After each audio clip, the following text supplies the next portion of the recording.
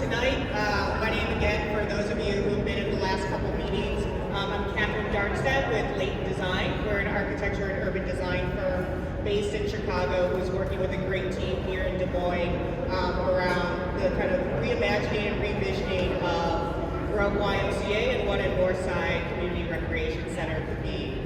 Before we start tonight, we want to share a few words from some longtime members and kind of the heart and soul of this building, so I'll pass it over to Ramona and Rick.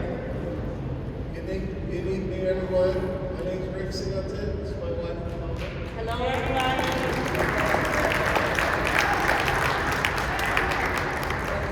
And I just like to say a few words. I was at the last couple of meetings, and there seemed to be like animosity coming from the folks that were at the meeting, and we were to the level where we weren't getting anywhere because everybody was so concerned about the things that were going on in the past and what's happened the last 10, 15 years ago.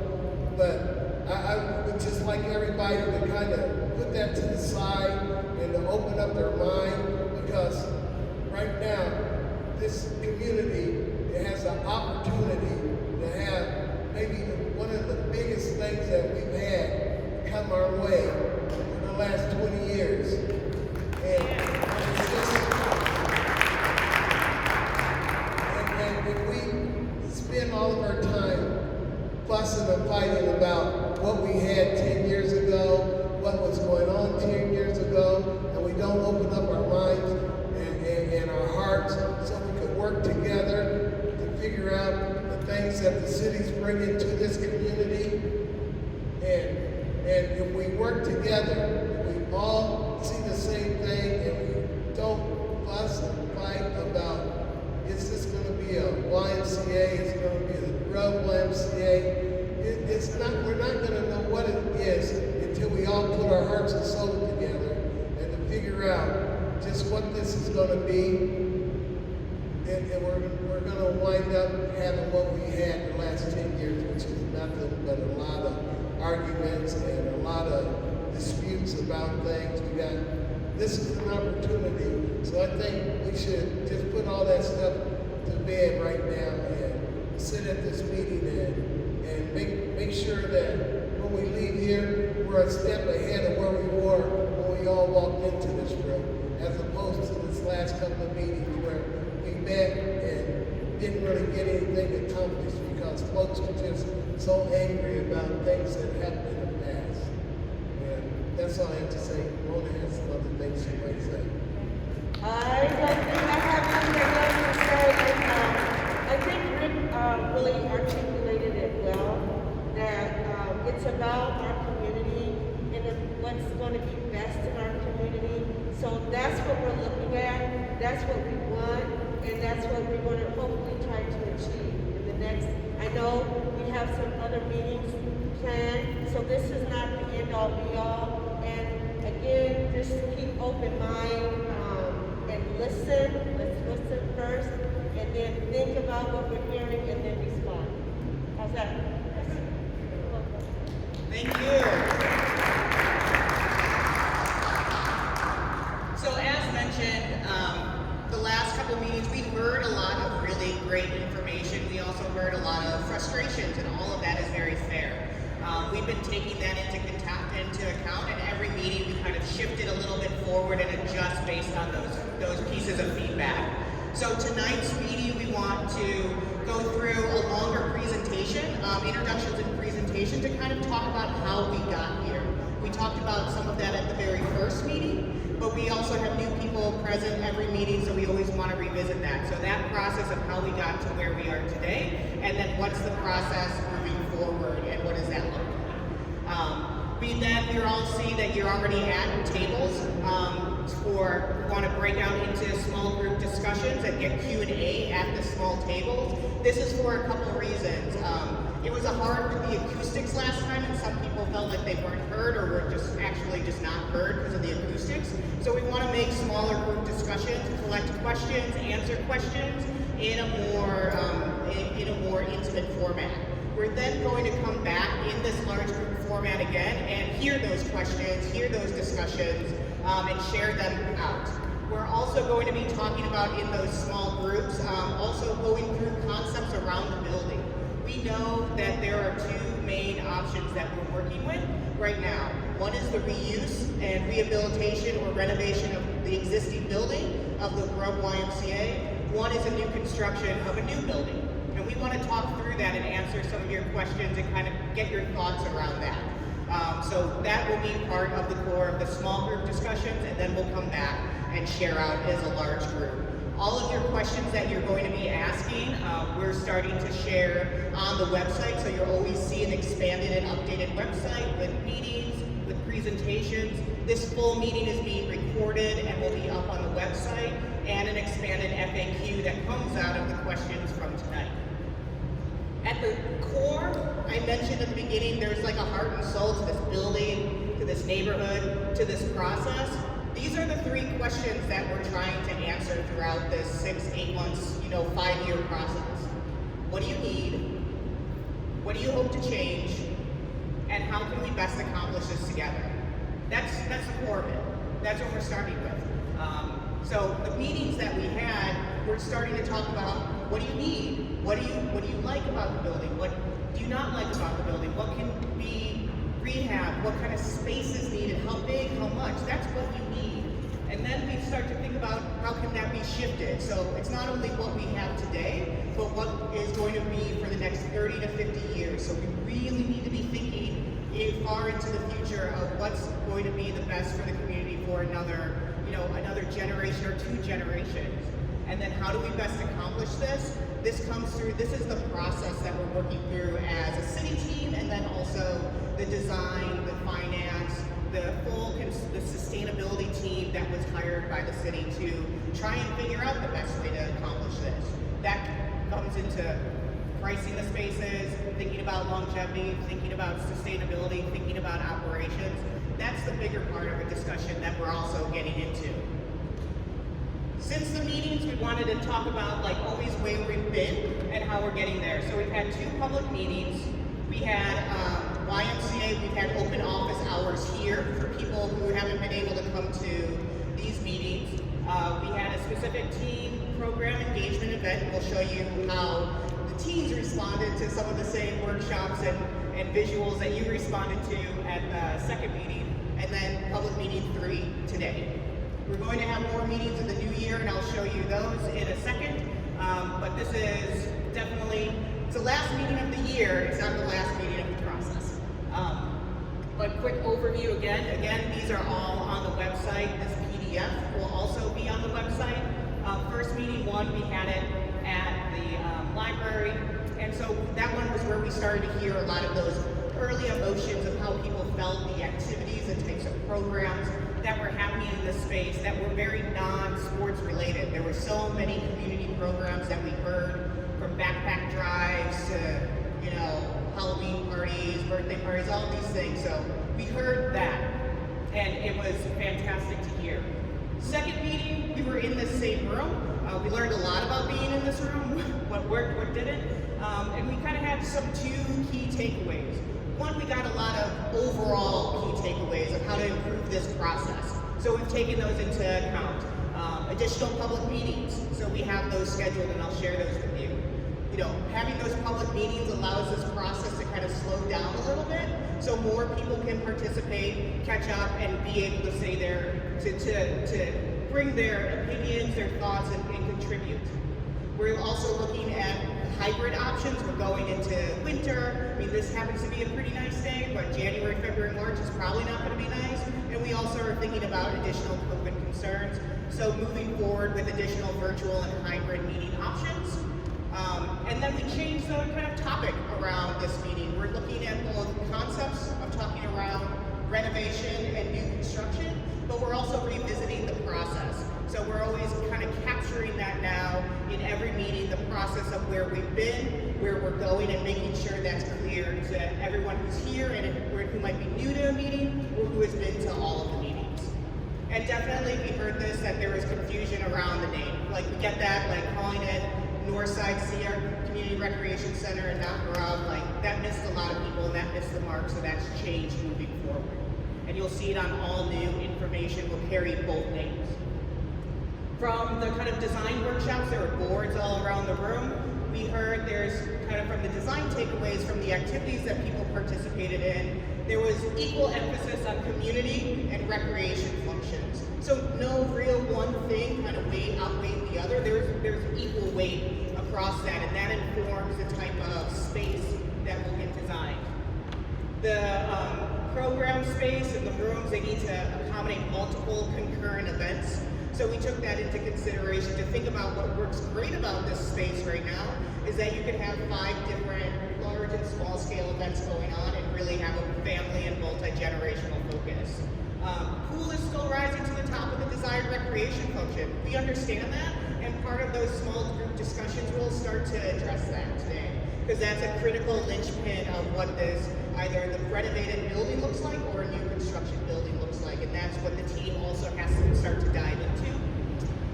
Additional outdoor multifunctional sports programs strongly desired. So there was a lot of ideas for what could go on outdoors and just as much as indoors. And then the one thing that popped out repeatedly is it's not just about the sports outdoor function, but it's concession, it's cultural events, it's, you know, what are the acoustics, and then also what is it like for the neighbors that are going to live by all this great new activity if suddenly you have lights on at 10 o'clock at night, can I actually go to bed or not? So these are quick snippets of some of the boards. There's a full, in the tables you see 11 by 17, the large format papers. Those have photos of all the boards at the end of the event. So you can see where some of the highlights and post-it notes, the stickies dots were falling. We also had the rehab and reuse new construction stations, which allow people to place kind of scale rectangles on the site of different outdoor program functions for both rehab and renovation option, and then also for the new construction option. One quick thing, so you can see all people using the, looking at the papers. On the back of those papers are also the tallies of all of the dots. So we counted up thousands of dots and then tallied them up on what were the highest priorities will be highlighted in green on the back side of there. And then for the youth, for the team program engagement, they went through the same exercise in a smaller group format. What we saw is they were very specific about what they wanted, where the larger community meeting had dots on almost every single picture. The teams are like, these are our top 10 programs, this is what we want. You know, and on the outdoor, kind of looking at what can happen on the outdoor programming and on the site, they try to make everything happen. So they're like, well, just stack this on top of this, and like it will all work. So you might get a baseball, badminton, volleyball court in your future because they really maximize the site. But from that, that's a quick summary, and then I'm going to hand it over to Anne, who will talk a little bit about timeline. Great, thank you, Catherine. My name is Anne Sobiek-Munson. I am the city architect for City of Des Moines. First of all, I want to thank all of you for taking the time to be here tonight. We're looking back a little bit at the history of the site. We go back just about 100 years, but this is to fill in some gaps, that questions that people had, so we're all working from the same place. It's also a way to acknowledge and honor the many histories and lives that have occurred in this building, on this site, and all the work that I think lots of you have done over the years. So we've divvied it up into sort of the early years. So the timeline, if you want to follow along, is in the middle of your handout on your table, right in the middle. All right, so a little over 100 years ago, Bishop Dowling bought this land and started what became the Dowling Catholic School for Boys, which eventually became the Dowling High School that we know today at another location. Okay, so the first 1918 to around 1970, this site, I think most of you already know this, was used by Dowling for school purposes. This gym that we're standing in right now, This whole building, what's now considered the old part of the Grubb Y, that was built in like the 1940, 1941. So that's how old this part of the building is. Another event that I want to mention, which is not specifically related to the site, but I think it's specifically related to the life of this community, is the Crocker Street Y, which was the first integrated Y in the city. It closed in 1959, and I think there's people still here today that have a relationship with that community that rose around that particular place, and I know that's celebrated every year in an annual reunion. So we want to be mindful about that history and connection with the YMCA in this neighborhood and in this community. We're doing this so we can, again, celebrate and carry forward all of these threads that weave together to get us where we are today. As I said before, Dowling moved to their new site in 1970. There was a little window of time, 1975, 1982, where Kingsway Ministries owned this site and conducted some programming here. Some of you, was anyone involved or remember that period of time that's here today? Rick's raising it. Good, yeah, so we had Kingsway Ministries. But then in 1982, the city purchased the site from Kingsway Ministries and went through the process. It took a few years. I think it took about 4 years to do some renovations and construction and open at this location the Model City Community Center. And again, that was a city facility, but it had collaboration from all sorts of neighborhood organizations that still work here today. Police Athletic League, I think the Model City offices were here. So it was a wide range of activities that occurred in the site, some physical recreation, but lots of community activity, social interaction. Okay, so it's important to note that was here 1982 to the early 90s. Now 1993 is when the city entered into an agreement with the Y. Both parties made some investment into the property with the generosity and help of Variety Club and the John R. Grubb family. This project that we're in today was born. That's what helped create the renovation that has your pool and walking track and locker rooms. And then a few years after that, we got those handball courts, which are unlike anything else in the state. We developed the basketball court there. So that all dates from mid-90s, and that's how we got the facility kind of we know today. I'm going to fast forward now a few decades later. I think Rick already mentioned this in his opening comments, but many of you were involved in a series of conversations about 5 years ago in this time period between 2016 and 2019, where various groups devoted to working in the community were trying to reimagine what kind of projects could happen here, okay? There was lots of great ideas. The city still owned the property, so those efforts weren't led by the city, but there were conversations with the city because we had to think about who owned what property and how we might participate. It became apparent by 2019 that those projects were not going to move forward. So at that time, the city and the Y got together to figure out what we could do to ensure that services and programs continued at this place, in this neighborhood, on this site. I'm going to make a quick side note, and I want you all to give a round of applause to yourselves, because I think also in March 2019 is when the local option sales tax was passed.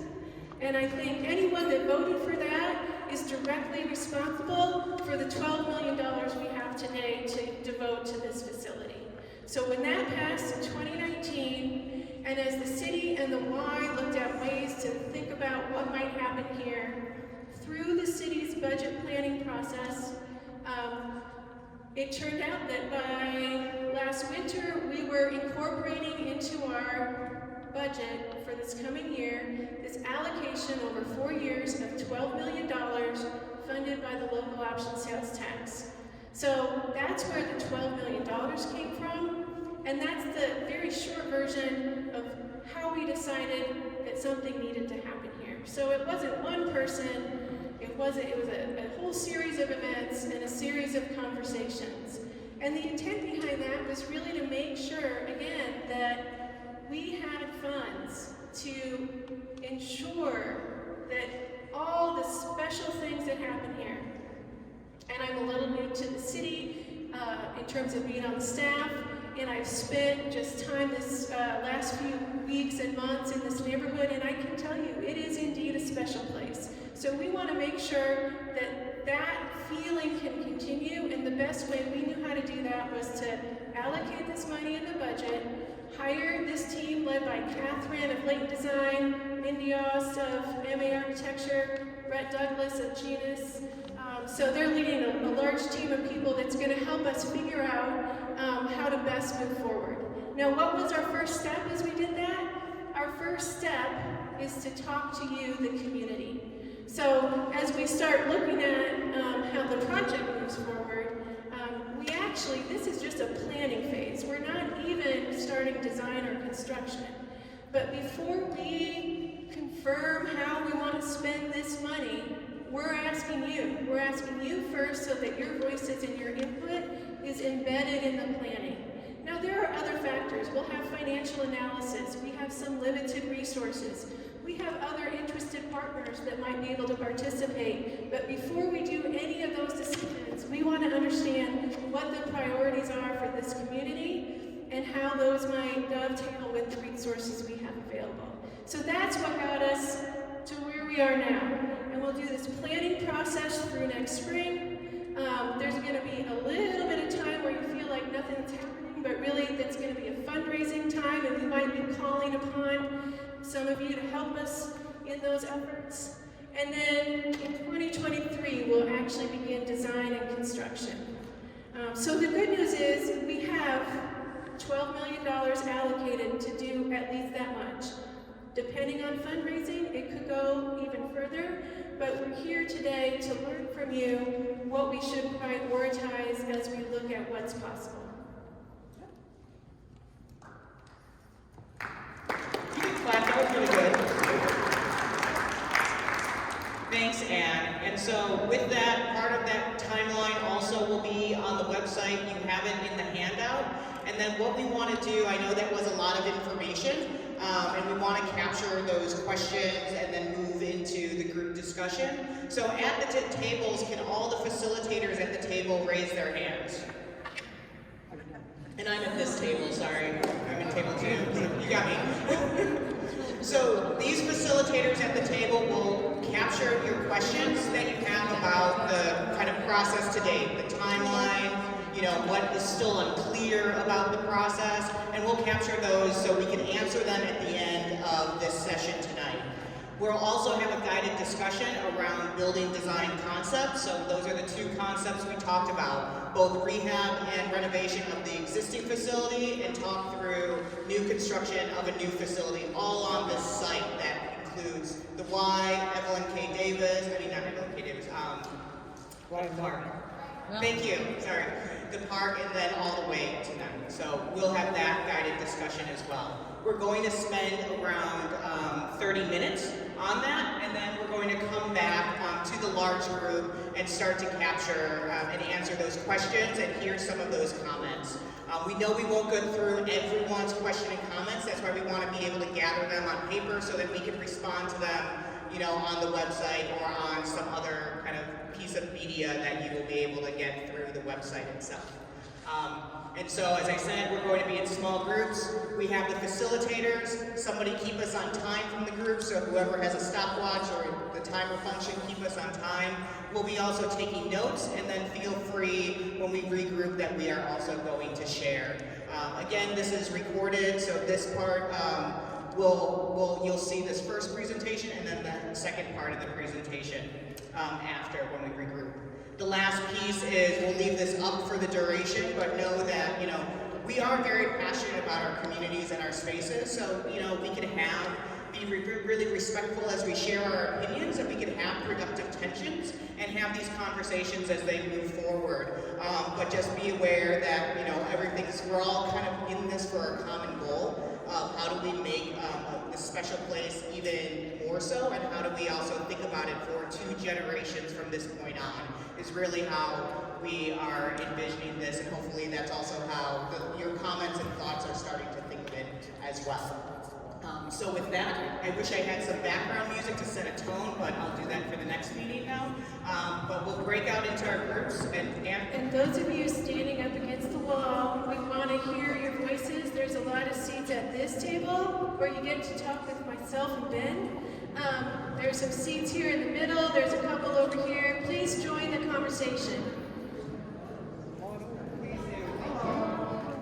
So what we want to do in the next 15 minutes is just do a quick report out from each table. And how we want to do that is maybe focus on one question that we have to answer better, and then one element of your discussion around building possibilities. So just share those 2 things. If anyone from, where's number 1, actually, starting order? Do we have here. Number 1 here? Yeah. So we'll go in order, table number 1. So one question that we need to answer better, and then one highlight from your discussion around either the existing building or the new building concept that you would like to share. One question that the city, this design team needs to answer. That was a clarifying one, and one concept, great concept idea that you heard. So group number 1, who wants to say something? She's really shy. Give her the microphone. Yeah. Sorry. We were kind of talked about a lot of things. A lot of the things that we talked about was the existing building and versus the new buildings. We also talked about what's very interesting is about the funding of this project and how long it's going to take, and where are we going to get the funding from, extra funding over the $12 million. So that was really a big kind of takeaway, I think, that we kind of talked about. Does anybody want to add? And yes, we talked about a pool. We definitely talked about a pool, but we talked about the importance of maybe the new building versus the existing building, and how we can incorporate some of the things that we already have into the existing building, if that was the case. So existing building, like a pool, like the handball court, like the football, basketball, multi-purpose room, kitchen. I don't know if anybody put this, but I'm an educator, so I'm looking at spaces for classrooms and preschool. So, I guess I got everything. Renovation. Music room, art, music room. Okay, group number 1 figured it all out. So group number 2, I'd like you to share what's a question that we as a group, as a city, need to answer, and then what was one highlight from the discussion. So. Okay, so those that know, these are not my words. I agree with this. So concern is the cramped circulation throughout the building. The flow is not right, and could sure use larger spaces that can then be partitioned off for different uses. Let's see, is that the part was?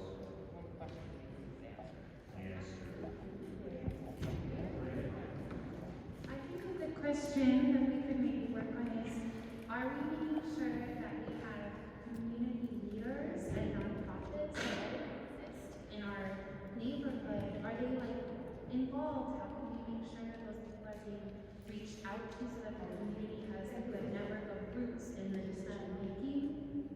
Yeah, so for everyone who's using the mic, just hold it right up to your mouth or else that's okay. Let's repeat what she said was that she wants to make sure that existing community leaders, voices, organizations are present in this process and then present in the future facilities programming.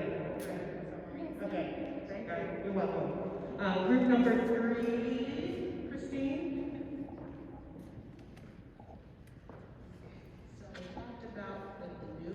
construction. Our pros was the walking path, just reflect the history of the new building. Be more flexible, plan for the growth of the future. Change, it's hard, but everything changes. Lower maintenance, because, buildings get old and down the line, 30 years from now, this building still properly function the way it should function for our community. Find new ways to, if we want a 2-story rather than a 1-story. We had cons. What's going to happen during the construction? Are we still going to have a functioning building for people to use? There's noise disruption. There's going to be maybe asbestos or carbon monoxide stuff that could happen. That was with the new building construction. The existing building renovation, I propose was for the historic district. For the pool, we want a swimming pool, we want a hot tub. Share the history of our site. Our cons for this existing building for accessibility, it's dated, it's worn, like I said before. The building has issues, we can see that for ourselves here.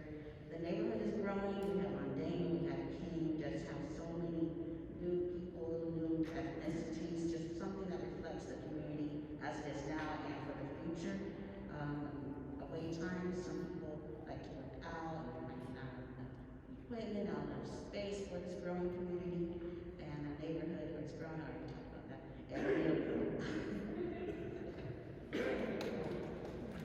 All right, for a quick recap, she went over both new options and existing. So new, capture some of those. There was a lot there. I'm not going to go in numerical order anymore because I'm already over here. So, Janelle? Good evening. Here's what we deserve. We deserve top flight facilities. We deserve the best amenities. We deserve to blend the buildings. We're going to have to blend this somehow and make it work. We deserve indoor turf. Thank you, Isaiah. Outdoor turf, not grass. We deserve water that has multi-purpose use. Because we figured out there's more that goes on in that water here than we'd ever realized. The things that we actually did, because we had Isaiah and Wayne at the table, they think about money, is the cost of the pool. What does it really cost to run a pool? So we asked for some research from city officials finding out what it costs to run, so we're informed. And the final thing is, we need more money information. What does it cost to tear down a building? What does it cost to make a new one? And some actual physical money. We're talking money here, folks. Table number 7 rocks.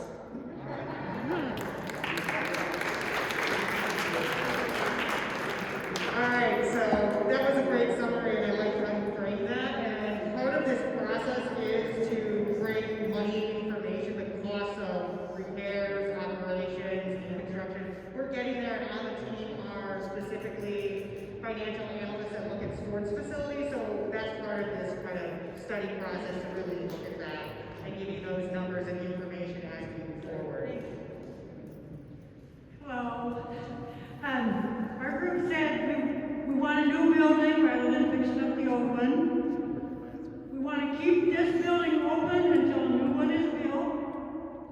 We need a pool in the new building, a family pool. It doesn't have to have a whole lot of lanes. It has to be able for people to get in easily. We definitely want a hot tub because that's very important for people that are here. We want to keep the handball court. It doesn't have to be where it is, but we think it needs to stay because it's the only one in the woods we know of out for a while. So we want to keep that. Mainly, we want to keep the spirit of community at the new facility. The feeling that at this Y is a feeling that the community is working together, and that's what we want to keep above all.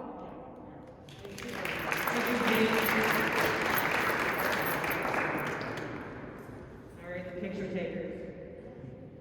Table number 5 rocks as well. Okay, we all rock, right? We all So basically, we talked about pros and cons. We focused mostly on the new building. As far as the sentimentalness of this building, this is a hand-me-down building. The old Dowling High School, they don't even want it. So we deserve a new space that is created for us. And we have the ability to do that. We want a green space. So we want everything to be like solar, efficient.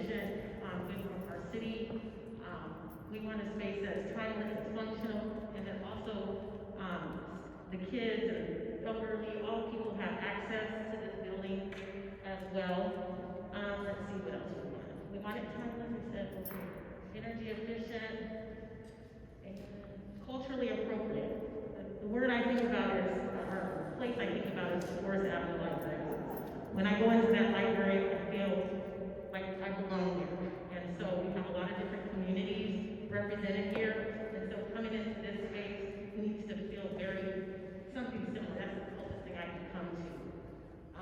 Let's see here. Did I miss anything too? Okay. As far as what the city, we want to know from the city. We want to know. We were thinking about the tax dollars, so we know that there's some special tax dollars that are set aside. There was a concern that there be higher taxes in order to continue to fund this project, and taxes like on diapers and formula, that kind of like taxes. Okay, so we're not going to give more taxes. Okay, that's all. Okay, thank you. And finally, table 6, Mrs. Cornell. All right, so we had a very long discussion in the existing building section, and there was a lot of hesitance to even say like what we wanted to be done because we didn't know where the money was going to come from. So there was hesitance to say like we want to tear the building down because what if the money dries up and then we can't even build a new one? But then also that maybe the maintenance costs could be too high. We don't really know that there's a steam tunnel underneath the building and what is the possibility of this building? We're not sure. There was also discussion of what this place meant to people throughout the generations. And so there's not a lot of sacred space left in this building. It was maybe a stairwell that was left from before the Grubb Y came here. And that the pool was put in as an afterthought. And so we were talking about potentially, if we were going to renovate this, how much money do we actually have to do that? But we also talked a lot about the memories here and a lot about how this space, when it was called Old Dowling by everybody, it used to be used as a really cohesive space for the community throughout generations. We talked about how it builds respect for your elders in your community because of the way that you play basketball. You move up to a different court, you gain that respect, and if the community is separated, then we don't have that built in, we don't have that community building. When we were talking about the new building, we were talking about possibilities. We talked a lot about media and technology, having a media center, not necessarily the classic computer lab, but having a center where people could go and do Zoom, have those big meetings that require AV, audiovisual stuff. We talked about job training. We talked about business incubators, so that we can build skills for the new jobs of the next generation, so that kids can have those possibilities. We also talked about potentially, if we are building a whole new building, could we put in affordable housing possibility by building up. So if we have apartments on top of the building, then that would be a really great resource for, there's a community center right below, so you have all those resources right in your hands, and it could also be a possible source for funding. And we talked a lot about making sure that we are hiring from within the community, making sure that we are not sending our money out when we're doing construction and consulting, that we are using, some of those stand for disability. Minority business enterprises and disadvantaged business enterprises through the state.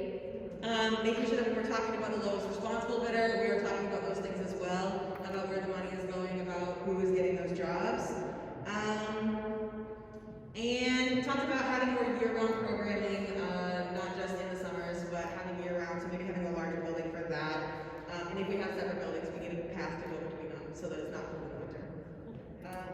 Yeah, so I guess the biggest question for the city was just, where is the money coming from? Are we sure we're having that money? And making sure that we're not making promises that we can't keep. And solar. We actually talked about some funding potentially coming from the sustainability budget if we are investing in solar, electric, things like that. All right, everyone, give yourselves a round of applause. That's really good. I like solar. So a couple quick questions. So the funding is already allocated $3 million per year. So you already have over 4 years. So there's already an allocation already put. So that's $12 million is fully committed. already in the budget. So just to answer that question off the bat. I know we're a little bit over, so again, this presentation will be online, so will the PDF that I've been sharing. And I want to talk through what the next meetings will look like and what you'll start to see also posted online. So you'll see this in the next week or so before, if you get bored of your family at Thanksgiving and you want to read through, this video and like this PDF, it'll be online. We'll also start to compile some of the questions that we heard in the group discussion and expand the FAQ on the website. And then starting in the new year, we're going to have a meeting every month. In January, February, and March, we'll have a meeting. So then they'll be confirmed they'll be back at the Grubb, so we'll be in this gym. So the third Thursday of every month, January 20th, we're going to have our fourth public meeting, and we're going to come back and start to talk about strategies. So some of the questions that came up are like, what can we do with this building, and how big does a new construction building look like? That January meeting will really start to lay that out. So you'll start to see that on the site. You'll start to see program sizes. You'll start to see, preliminary budget numbers of what things are starting to cost. That'll also carry into and continue into our February meeting, February 17th, which will be recommendations. So we'll be hearing from you about the different strategies that we'll share, and then you'll start to hear what the team's recommendations are for moving forward, and recommendations for the remainder of this process and the remainder and the building itself. And then that finishes off in March, end of March 24th, is an open house. So that's where we'll probably have another kind of open format. You'll have presentation boards up, and we'll talk through the full process, where we got to in terms of recommendations and what the final recommendations are, and what's the process moving forward. So going into, fundraising, going into design and construction, going into, openings, what does that look like moving forward? So those are the three meetings, main meetings in January, February, and March. There'll probably be concurrently secondary meetings. We'll probably have more youth outreach events where we'll mimic what's happening in these larger public meetings. We're going to be meeting with partners and talking about partnerships and programming, so you'll hear updates around that.